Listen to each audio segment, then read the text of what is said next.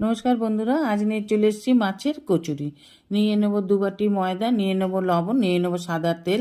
ভালোভাবে মিশিয়ে নিয়ে অল্প অল্প জল দিয়ে একটা ডো বানিয়ে নেব। একটুখানি তেল মাখিয়ে নিয়ে ঢাকা দিয়ে 10 মিনিটের জন্য রেখে দেবো। ওভেনের কড়া বসিয়ে দিয়ে দেবো জল, দিয়ে দেবো লবণ, দিয়ে দেবো রুই মাছের পেটি। একটু সিদ্ধ করে নিয়ে নামিয়ে কাঁটা ছাড়িয়ে নেব। ওভেনের কড়া বসিয়ে দিয়ে দেবো সাদা তেল, দিয়ে দেবো হিং, দিয়ে দেবো পেঁয়াজ কুচি, কাঁচা লঙ্কা, দিয়ে দেবো কাঁটা ছাড়িয়ে রাখা মাছ, দিয়ে দেবো হলুদ গুঁড়ো, লাল লঙ্কার গুঁড়ো, জিরে গুঁড়ো, গরম মশলা গুঁড়ো, দিয়ে দেবো 2-3 চামচ বেসন। ভালো করে নেড়ে চেড়ে পুরটা বানিয়ে নিয়ে নামিয়ে নেব।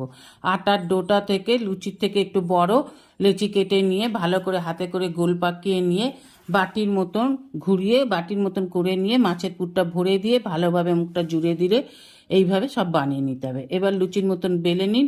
এবার কড়াই তেল দিয়ে তেল গরম হয়ে গেলে লুচির মতন উল্টে পাল্টে ভেজে নিলেই তৈরি মাছের কচুরি।